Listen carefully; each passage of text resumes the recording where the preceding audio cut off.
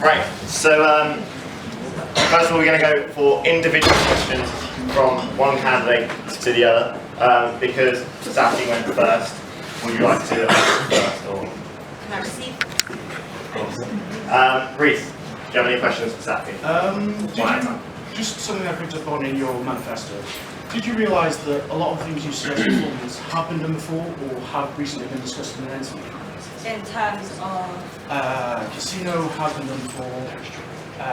We have discussed karaoke. Live bands obviously been done before, but I understand you want to do what it is. The other thing I noticed on there is arcades that is new. And I think it's a good idea. So, in terms of casinos, they haven't really been done on the mini corners since I've been here. And I think that's quite a good way to make more. As you said, we only spend £3. We want to make. I only spend £3. We spend £3 and we only really have one. And that's quite a good way to get some practice. Can I just ask you a question? What do you think about JCR Finance? I think JCR Finance as a whole, we do keep some things back simply because we are trying to maintain our budgets at the right level, and there's a lot of money going to places that there used to be another column which was for random expenses that we couldn't put anywhere else, so they would go in there. So say we were to distribute that, we wouldn't make it any clearer because it would again be in the other column. And things regarding, say, the President's pay, it is actually in the standing orders that the President's pay is given by the JCR. So they should theoretically know it already, but it hasn't been for several years. It could be done again, is what I think. Let them decide what our pay or whoever gets the position. Some other questions for Sati?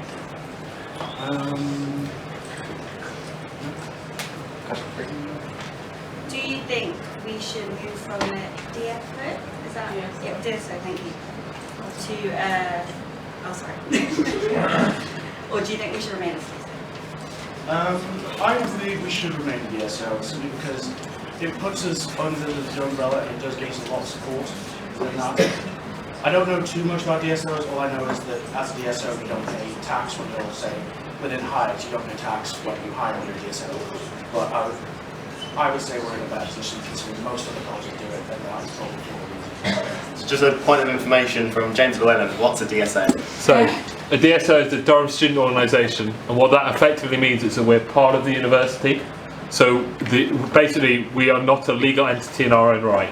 There are four independent, there are four independent charities. Chad's is special because they're Chad's. Everyone else, they are independent charities, so they're a legal entity, so that's Gray, Cuss and Johns. They're all independent legal entities. Everyone else is a DSO. And as a DSO, you have to abide by the university's rules on things like finance and legal templates.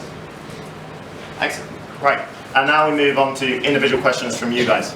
So these questions need to be specific to a candidate. So we're going to go for three for each. Firstly, does anyone have any questions for Sati? Molly? Do you think we should be a DSO? I do, because I think that's what helps us keep our independence.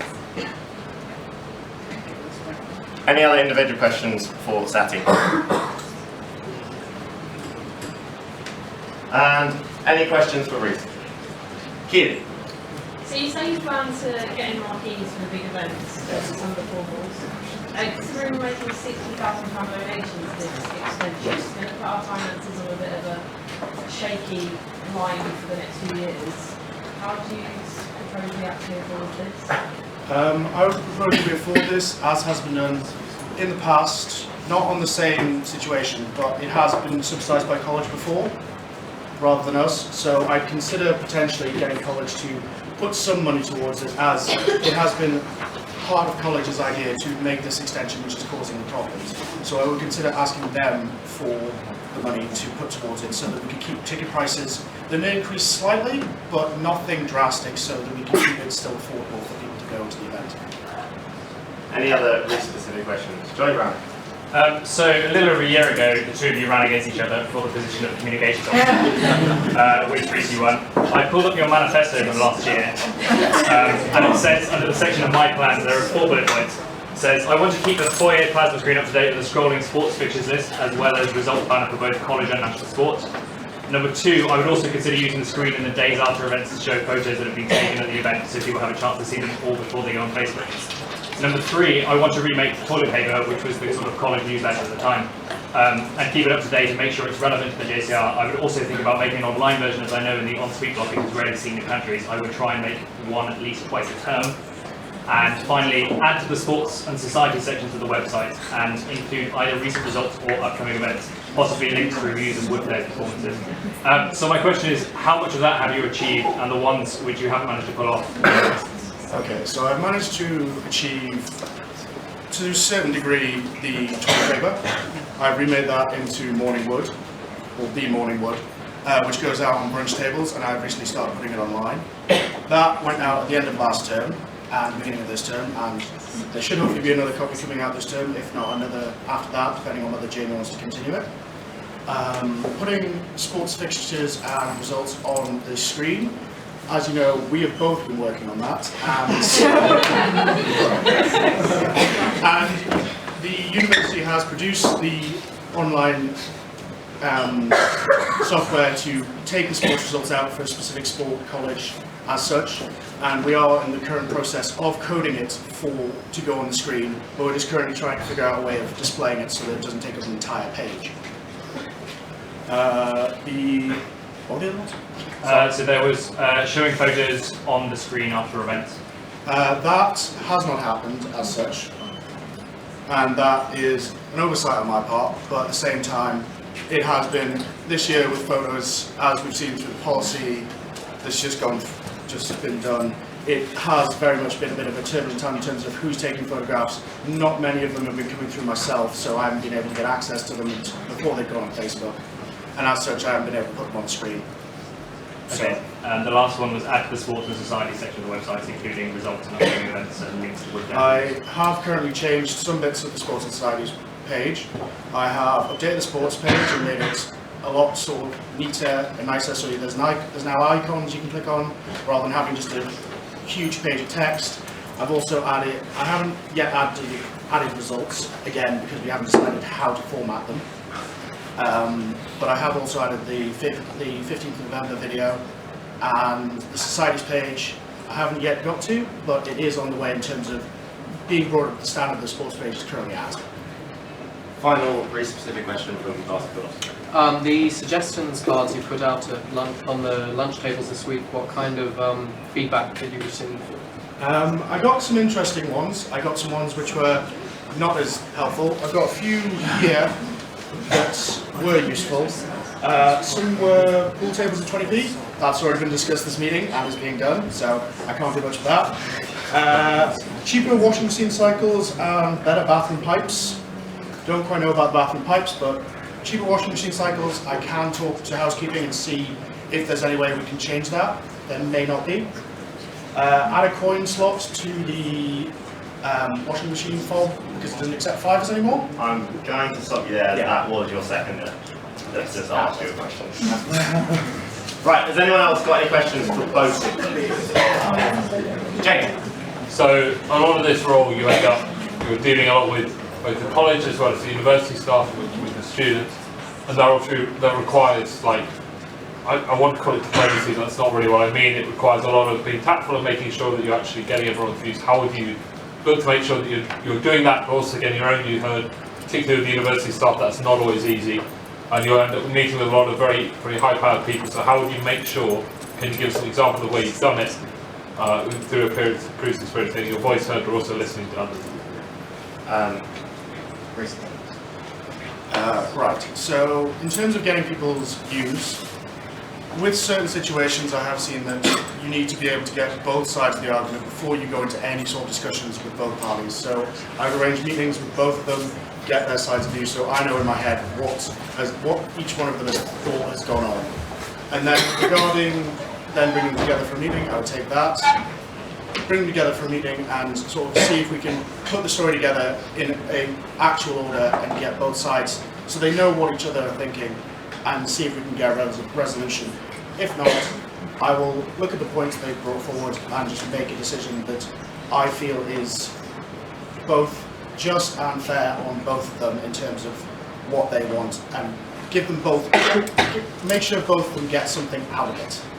And then in terms of getting my voice heard by higher up people, It is difficult, I know, because most people who are at the top end of the university don't understand a lot of things. A lot of them want to get rid of colleges because they're very much... Can I raise a point of information? That is not true. Well, yeah, they don't want to get rid of them, but they think they cost too much money, etc., like that.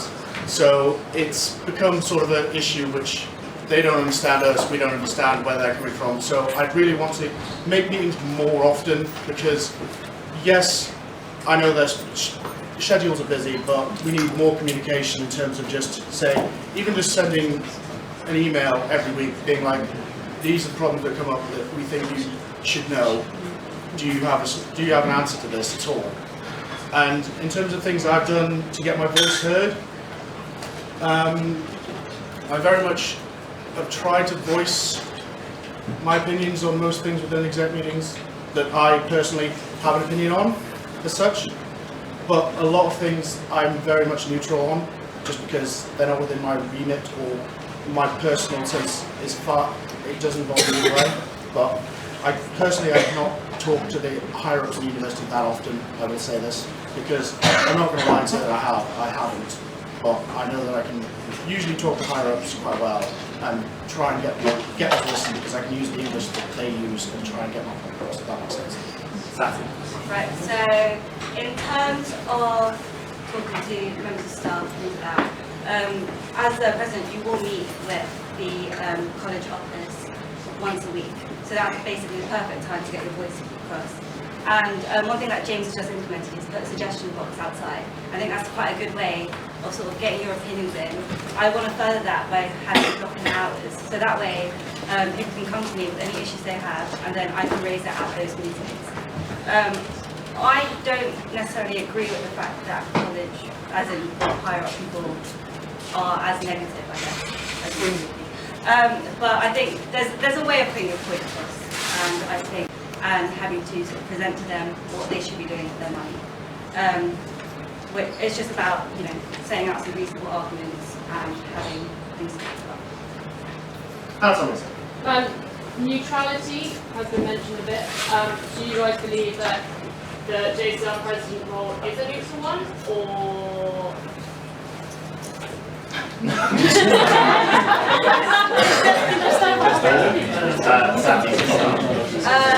Neutrality in terms of what? Hannah, in terms of what? In terms of, so you're obviously talking a lot about representing our voice. If you get conflicting opinions, or in a wider university sense, representing the college, are you seeing yourself as someone who takes perhaps more of a neutral stance, or are you going to be a bit more confident in what you believe? I think when starting with an issue, I think the best way to do it is try start neutral, see what opinions come in, balance them out, and if you're the president, you're probably going to see a lot of different opinions and have a lot more information than maybe individuals would. So weighing that up, and then if you're going to these things like PresCon, you're going to have to voice an opinion, and I think that's the best way to do it. With regard to neutrality, in terms of between students themselves, I would try and take a neutral stance because, after all, I don't want to take a side just because they're my friend. I'd rather take their side, be neutral. Don't take their side, be neutral, hear both points of view, and then pick a side on the facts. And then, as it goes up, I want to make sure the voice of the students is heard. So I would generally side with students on most things that I could, unless I knew facts that they possibly don't know, because I am higher up in the sort of chain of command. In terms of those sort of things, I would probably side with the better facts in terms of theirs, but I would always try and stay with the students and take their opinions to PresCon, etc., and try and voice everyone's opinion as a collective rather than just take my own. Because my own is not what this job is about all the time. It is about your opinions. So, James Llewellyn. I have a question from our dear sports captain, Mr. Tom Wrigglesworth. So, one of the biggest problems, one of the biggest challenges of any president is to promote a sense of community within the JCR. In recent times, this has manifested itself as a bit of a split between the JCR and the sports team. Sati, your manifesto mentions sport briefly, and Reece, yours not at all. I would like to know what you're going to do to further build a relationship between between the JCR and the sports teams? With regards to the sports teams, I would definitely consider trying to hold more events focused towards them within college. So I know currently there's sports involved, but that doesn't take place in college. I would definitely try and put on more things in the bar for them. Say we've already got rugby on, things like that. Definitely say we're hosting events to say that post match sort of celebrations if they've won, or commiserations if they lost. But usually win, so that's fine. But just try to make a sense of community. I really want to try and get the sports teams involved in other things besides their sports, because I know sport is a big thing in college, but it's not the only thing we do. Which is why I have mentioned my manifesto about putting on small events. It's trying to make more options for people to come in, not just offer the same things. Try and offer varied events so you can find something for everyone to like and bring them together as a community. Try and do joint socials between sports, bring them as a community together. So, yeah, that's it. I think the way he's worded that question is a bit interesting. Saying that sports centres aren't part of the JCR, I think is very unfair. Just because you don't necessarily come to a JCR meeting, you go to sport, you play football, you play rugby, I think you're still you're still part of the community.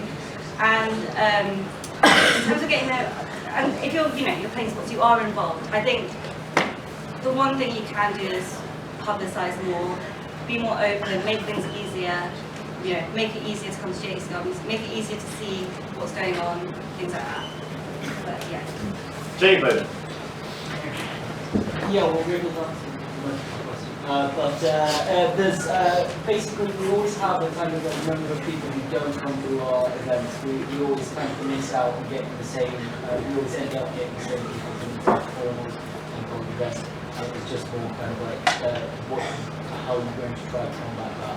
Especially in the year ahead where we could potentially distance students even further with the Well, I think the main thing to look at it is that it's an opportunity rather than having these building events. We're able to sort of open our minds and see if there are different ways we can host events. And I think the fact that we should provide more variety of different sort of events.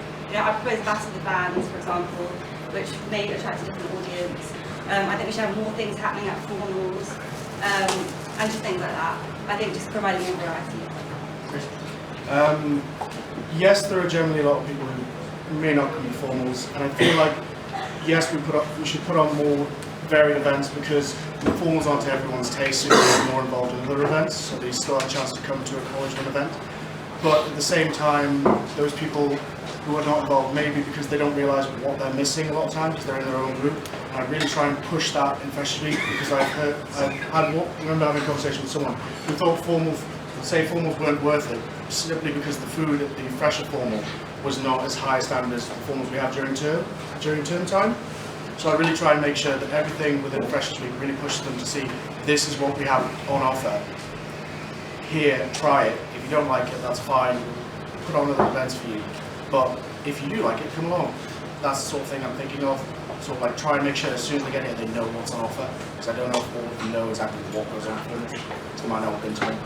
Molly Brown.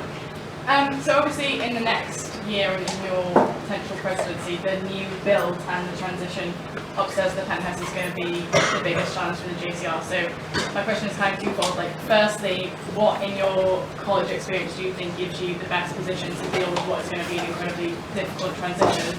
And secondly, you both alluded to the fact that you'll take a hard line. We obviously had a lot of disillusionment earlier this year from students who felt like they've been left out of conversation, especially those living in next year. What things are you actually going to do to make sure that students feel like they're having the right say and being able to shape the future of the new JCR spaces? So with regards to what gives me the skills to be steering college through these changes, moving up to the penthouse is going to be a huge change for us because we are basically collapsing in the Dale Suite, the Beta Room, the JCR, the coffee shop and the shop into one space almost. So one thing that will be important in this will be the room booking system because that space is also dividable. It can be divided into 3 different rooms of about equal size, and that will be able to be used as a JCR as well as rehearsal space and things like that. But currently the Dale Suite is used for. The gym is moving into the Dale Suite, which is why we can't use it anymore. That I was there on the walk around and it can be done, so I know exactly what's happening with it. I know they were taking out the ceiling, so we fit power lifting cages and things like that. Other experiences around college, I've been part of ENTS, tech, exec, all that, so I do know what's going on, and I do know what goes on at events in terms of behind the scenes bits, because I've seen pretty much every single event the college runs far some more, but that is less effective next year anyway. I've seen behind the scenes of pretty much every event college puts on, so I do know how these can be altered and changed to fit with the new system. And in terms of getting people's voices heard, I really do want to make consulting people easier, so I will try my hardest to bring in people whenever there is sort of massive changes being made. I want to bring people in so that they can voice their opinions, people who know what they're talking about, because I do know last year, this year and last year in terms of the planning bit, it was very much 3 people planning it, and I do agree that is wrong, because there are so many other people you could have brought in to expand that group and make it a more representative college, and that is something that I want to do. I want to bring in people as much as possible to answer the questions, to give their opinions on should we do this, should we do that, and get sort of a better grasp of what people want. I think the most important thing is information. At the moment, I still think on both our websites there isn't information about the good and what's going on. So as information comes in, I want to make sure it's presented and available to everyone, so everyone can see sort of what's going on and maybe put their minds at ease, because I feel like the good works aren't going to be as bad as some people have with their opinions on. I feel like there's not enough information out there, so people aren't reassured. And I think bringing people in, I'd rather have it sort of open, so email out, this is what we're going to be discussed, if you want to come. Just for information, the JCR website, there is currently a breakdown of what's happening to every space, which all the refurbishment. So there is information out there on that. Well, we're going to go with a final few questions, as I am concerned time sitting a little bit on. Louis Mayo. As president, you are a leader. So we're going to be one of the first people the freshers meet, and in that sense you need to have inspiration and embody everything that we love about college. You're also leading the exec in a way, and the exec members need to be motivated by you and want to do well by you because you require in the world. Could you give me an example of when you've been a leader in this sense? well, I guess the most obvious example would be when I was tech manager, so leading a team of 12 technicians in my year. But in terms of what to bring to the role, I think enthusiasm, and also I feel like if you do put in the work, people will see you putting the work and will be more willing to put in work as well. In terms of leadership, best example for me in terms of being a leader would be when I was a captain for my county athletics team. I very much was, simply because I was the oldest, but at the same time I really needed to inspire them, because it was going away from home for a couple of days. Lots of these people hadn't been there, so I really needed to keep them motivated, keep them happy in terms of what they had to do. If you're unhappy in an event, you're not going to do well. And towards doing this to the exec, I would definitely make sure that I keep the exec updated, try and keep them happy, try and organise team bonding events, because the exec needs to work as a team. And in terms of giving this to freshers, I will make sure that I am always positive within Freshers Week, because positivity is definitely a good point, and just in general I will try and show college off as best I can, which I have tried to do in previous open days and things like that, in my best ability. So how would you sort of work to support members of your exec and sort of is there a way to ensure all exec members are fulfilling their roles and actually working properly to sort of say they're going to do what they're going to do? In terms of making sure exec members are doing what they're saying they're going to do, I would definitely one for remembering things people have said or say they're going to do, so I would definitely chase them up as much as I can. I do this on a regular basis with a lot of things, including hires, because a lot of people forget to pay. That's something I've always been chasing up and things like that, so I would definitely chase people up as much as possible. I would give them time, of course, to complete the task, but after a certain amount of time I would start to be like, have you done this? Why haven't you done this? If they didn't have a good explanation, I'd say, it's not good enough. Try and get this done as soon as possible and give them maybe a hard deadline at one point, at which point I would take over and be like, okay, I will do this, but just know that you are not fulfilling your job. I think sort of figuring out whether why an exec member isn't able to do the role. Maybe they find it difficult, maybe they don't have the tools.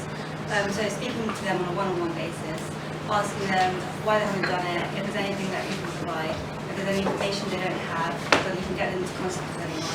After that, if they're still not fulfilling their role, then it will have to either be brought up in a JCR meeting, and then they have to explain the system to everyone, or somehow have to talk to them about not meeting a deadline, and see if the job can be passed on to someone else. Johnny Browning. I'm sure you've both read each other's manifestos, so if you're elected, which ideas from your opponent will you shamelessly steal? I think we've got quite similar ideas. I'm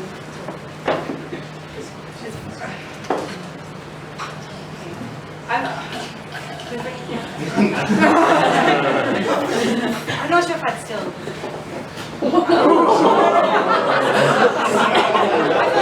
I think our manifestos are very similar, and taking on, I guess, much more would make it quite difficult to do the role.